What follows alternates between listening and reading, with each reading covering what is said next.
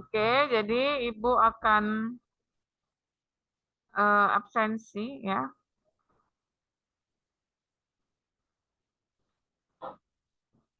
Satu-satu.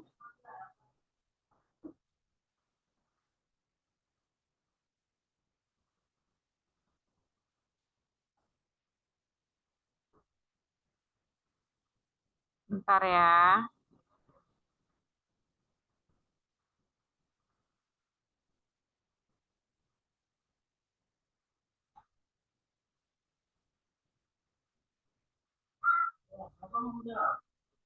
Abdul Rahman.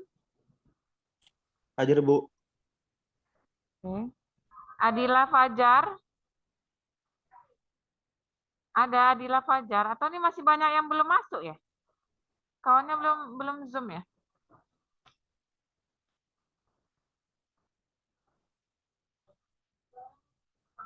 Berapa orang lagi nih yang belum masuk?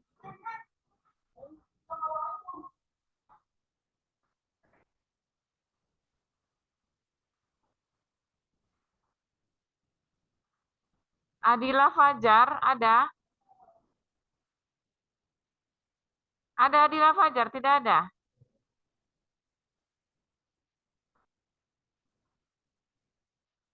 Agung Gamular? Hadir, Bu. Agung Hadir. Ahmad Adi? Ahmad Adi?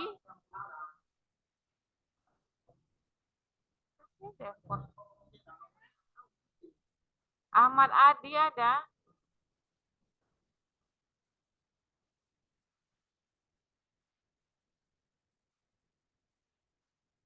Andika Kelvin? Hadir, Bu. Efrai Daily? Ada Hadir, Efrai Bu. Daily? Ada. Hadir, Bu. Pindon Taginting? Pindonta? Pindontang ada? Vika Aulia?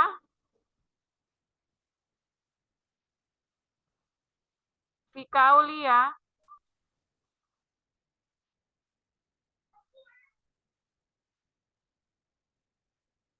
Haka? Hadir, Bu. Oke. Imam Saputra? Hadir, Bu. Jovan Rajta Barat? Mana Jovan? Tidak ada. Kevin Febrian? Kevin Febrian?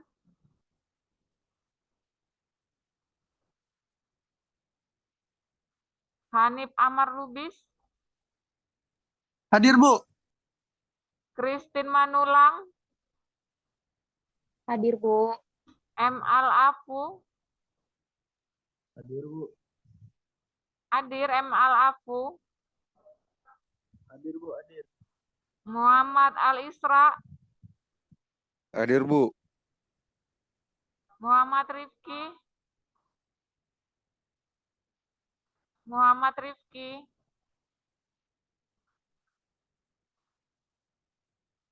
Muhammad Irfan? Hadir, Bu. Muhammad Muksid Lubis? Muksid Lubis ada?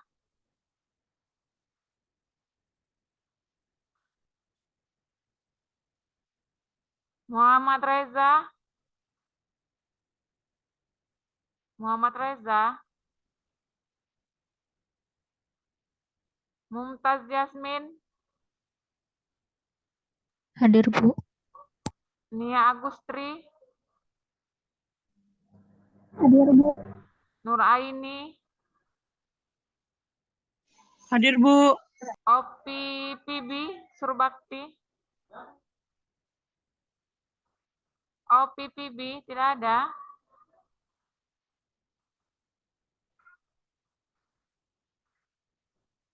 Rere Awi? Rere? Rahmat Afandi? Rahmat Afandi.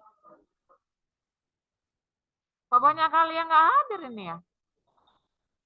Rahmat Afandi. Bu, nama saya nggak ada, Bu. Siapa? Bu, nama saya Vika Siti Martia, Bu. Ini namanya? Belum, Vicky belum panggil. Tunggu ya. Rio Aginta. Hadir, Bu. Selfie Helpi. Hadir, Bu. Sukma Yertina. Sukma. Tidak ada. Vika Hairani. Hadir, Bu. Vika Siti. Hadir, Bu. Vina Apriska. Hadir, Ibu. Yaumil Adli. Hadir, Bu. Oke ya. Ini banyak sekali yang tidak hadir.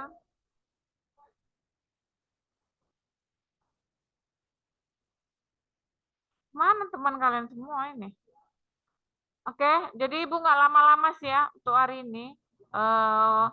Untuk hukum teknologi dan informasi ya, kita akan membahas seputar tentang Undang-Undang ITE ya. Jadi boleh kalian off-kan kamera kalau memang mau di-off-kan ya, tidak jadi masalah buat Ibu ya. Yang penting kalian mendengarkan apa yang Ibu sampaikan dan masuk ya pastinya ya. Oke, jadi untuk Undang-Undang ITE ya, Undang-Undang ITE ini pada tanggal 27 Oktober 2016 terjadi rapat paripurna ya di DPR yang mana dibuatlah perubahan undang-undang yang lama dengan undang-undang yang baru. Di antaranya yaitu pada beberapa pasal yang diubah, pasal 27 ayat 1 dan ayat 3, kemudian pasal 28 ayat 2, dan pasal 31 ayat 3. Nah, apa-apa saja yang dirubah. Jadi ini terjadi perubahan undang-undang ya, adik-adik di 2016 dari undang-undang yang lama pada tahun 2008 nomor 11 tahun 2008 berubahlah dia di tahun 2016 menjadi undang-undang nomor 19 tahun 2016 ya, di mana terjadi perubahan di beberapa pasal yaitu antara lain pasal 27 ayat 1 dan ayat 3, kemudian pasal 28 di ayat 2, dan pasal 31 di ayat 3. Ini kenapa Ibu jelaskan ini? Karena memang kalian harus tahu esensi perubahan dari Undang-Undang ITE yang lama dengan Undang-Undang ITE yang baru. Ya. Mengapa harus mengetahui? Karena kalian sudah belajar hukum teknologi dan informasi. Jadi nanti kalau kalian ditanya di luar sana, apa sih perbedaan antara Undang-Undang ITE yang lama dengan Undang-Undang ITE yang baru, maka kalian bisa menjawab. Ya. Jadi ada 3 pasal yang diubah pada pembaharuannya di Undang-Undang 19 2016, yaitu pada pasal 27, pasal 28, dan pasal 31. Berikut ya pembahasan dari Ibu untuk beberapa pasal yang diubah ya dari undang-undang yang lama nomor 8 tahun 11 tahun 2008 dengan undang-undang yang baru yaitu Undang-Undang 19 tahun 2016.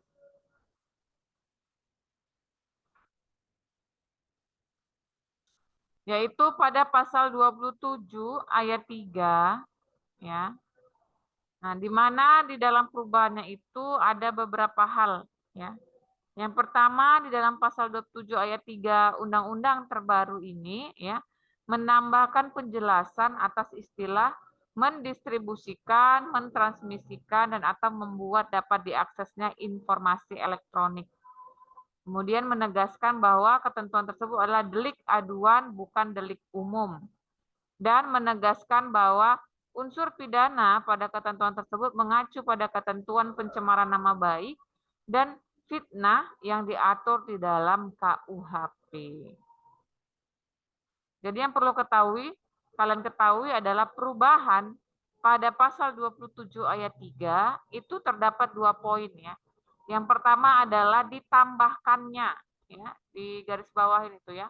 Ditambahkannya istilah mendistribusikan, mentransmisikan atau membuat dapat diaksesnya informasi elektronik. Jadi pendistribusian, mengakses, mengupload, mendownload, kemudian mentransmisikan hal-hal ya yang berkaitan dengan pencemaran nama baik itu masuk di dalam pasal 27 ayat 3 Undang-Undang ITE yang terbaru ya. Jadi pada pasal 27 ayat 3 ini dia berkaitan dengan pencemaran nama baik. Penambahan dari yang lama dan yang baru itu ada pada kata mendistribusikan, mentransmisikan ya. Kemudian mengakses dan lain hal sebagainya terkait dengan pencemaran nama baik.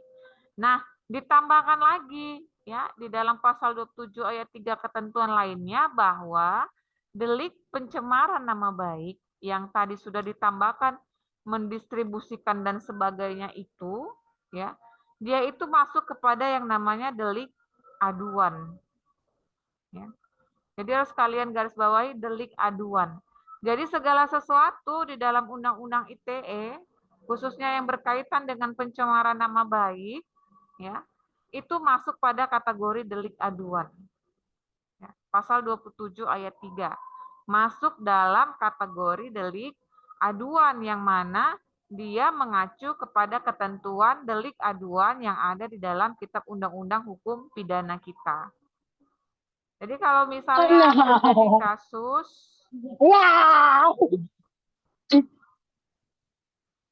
siapa itu?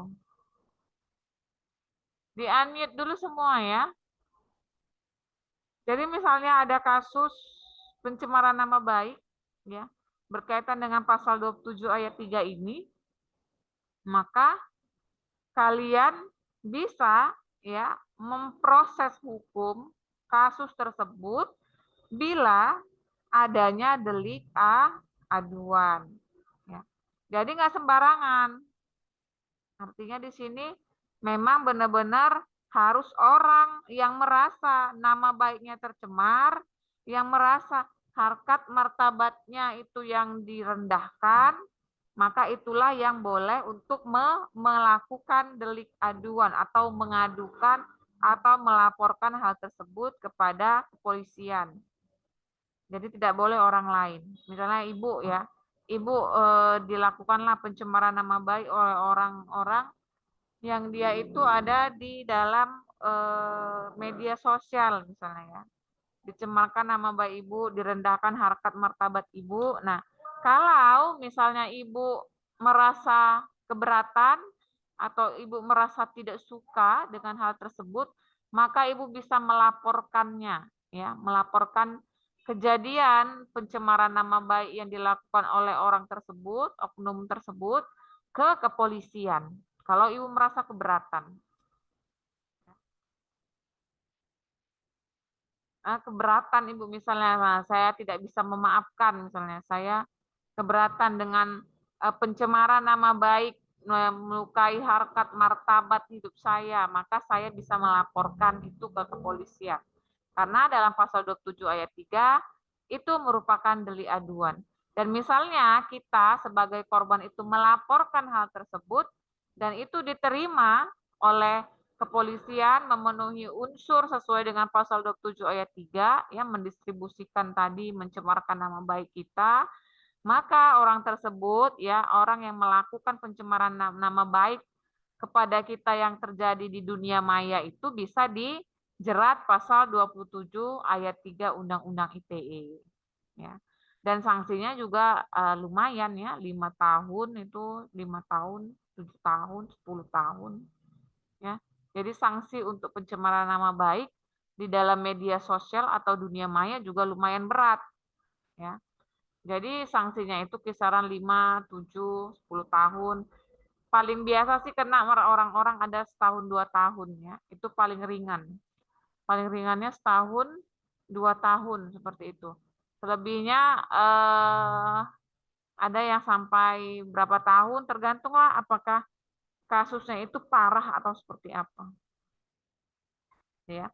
Tetapi kalau misalnya kita mau memaafkan ya. Artinya ibu misalnya sudah direndahkan, dicemarkan nama baik ibu, ya, dihina misalnya anak-anak ibu, keluarga ibu, dikata-katain apa gitu ya di dalam dunia maya itu atau di media sosial, dan ibu memaafkan, artinya ibu tidak mau melaporkan, ibu malas berurusan dengan kepolisian, ibu merasa ya sudah orang tersebut dimaafkan saja, maka tidak jadi masalah. Jadi perbuatan orang tersebut di media sosial yang sudah menjatuhkan harkat martabat ibu nggak jadi masalah kalau ibu sebagai korban tidak mau melaporkan. Itu ya pada pasal 27 ayat 3 ya Undang-Undang nomor 16 tahun 2019. Oke. Kemudian pada pasal 27 ayat 2, sorry.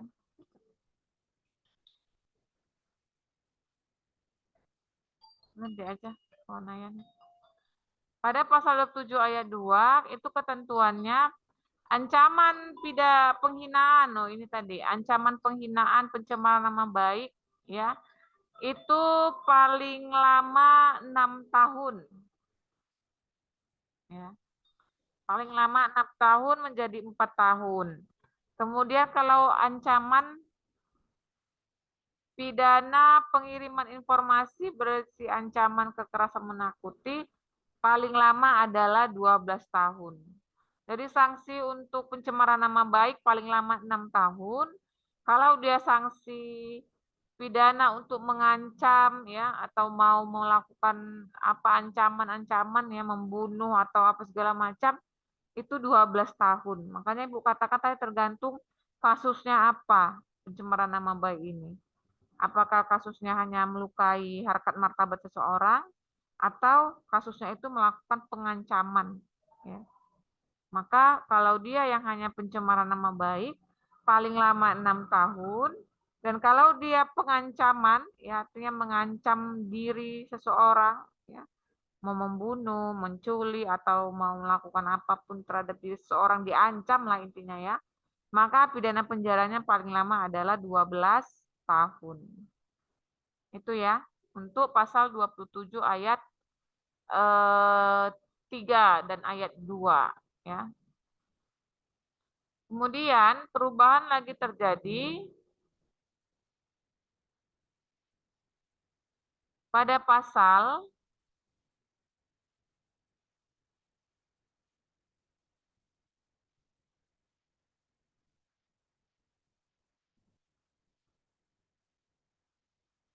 melaksanakan putusan. Oh, kemudian ada juga putusan Mahkamah Konstitusi ya terhadap kedua ketentuan sanksi tadi ya, bahwa mengubah pasal 31 ayat 4 yang semula mengamanatkan pengaturan tata cara intersepsi atau penyadapan dalam peraturan pemerintah menjadi undang-undang, kemudian menambahkan penjelasan pada ketentuan pasal 5 ayat 1 dan 2 mengenai keberadaan ITE dokumen ini sebagai alat bukti hukum yang sah. Nah, kemudian tambah lagi nih keputusan Mahkamah Konstitusi terkait undang-undang yang baru ini ya, bahwasannya dibolehkan adanya penyadapan. Ya.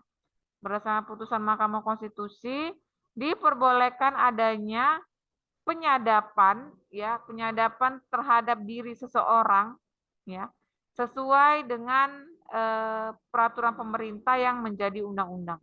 Kemudian menambahkan pada pasal 5 ayat 1 dan 2 Undang-Undang ITE itu sebagai alat bukti yang sah.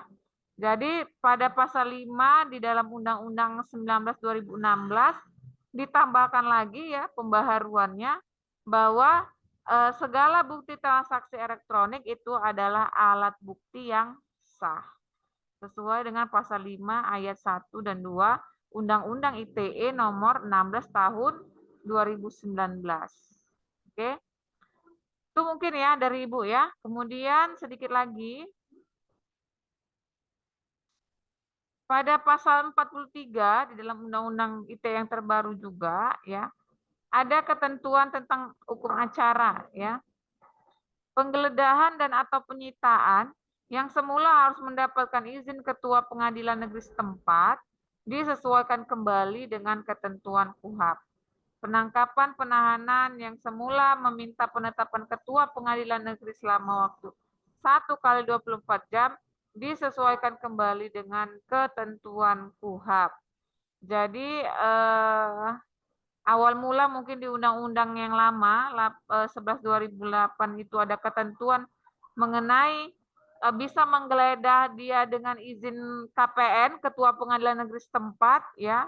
Kemudian juga menetapkan masa tahanan itu 1x24 jam sesuai dengan keputusan Pengadilan Negeri setempat, maka diubah di dalam undang-undang terbaru itu untuk ITE bahwa dikembalikan ke Kitab Undang-Undang Hukum Acara Pidana.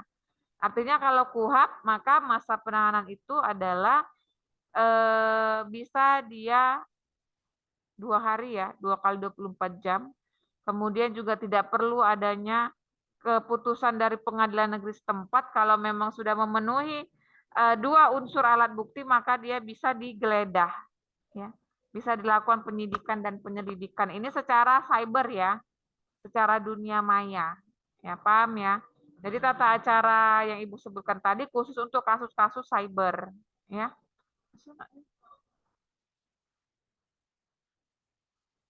Oke, mungkin itu aja, nggak panjang-panjang ya dari Ibu, karena Zoom ini mungkin agak ngantuk sore lagi ya. Ibu persilakan untuk mau bertanya, silakan. Ada yang mau bertanya mungkin?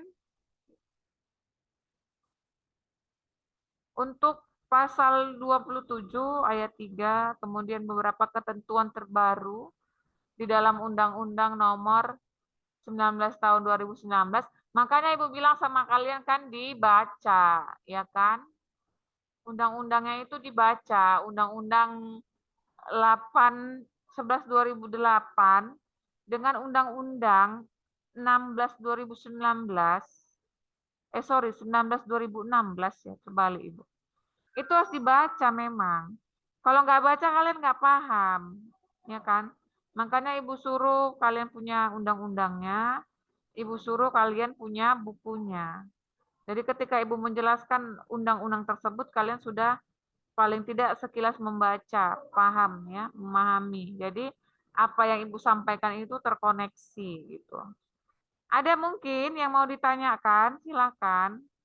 Terkait dengan Undang-Undang Nomor 19 tahun 2016 ini. Ada? Ada, Bu. Tidak ada, pas ya. Oke, baik. Karena pas, mungkin perkuliahan kita tidak panjang lebar ya.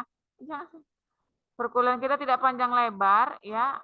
Ibu akan beri jeda waktu juga untuk sholat asar ya. Karena setelah ini mungkin ini juga nih mata kuliah perbandingan hukum pidana ya.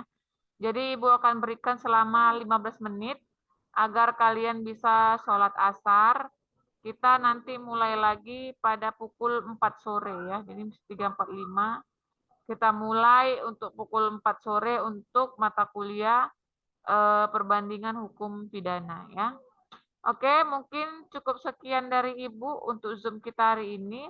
Dan tak lupa Ibu juga mengingatkan minggu depan itu kelompok 1 dan 2 yang maju dipersiapkan ya, apa-apa saja yang harus disiapkan ya. Jadi minggu depan kita tetap muka di jam biasa dan akan maju kelompok 1 dan 2. Oke, Bu Airi, terima kasih. Assalamualaikum warahmatullahi wabarakatuh. Waalaikumsalam. Waalaikumsalam warahmatullahi wabarakatuh.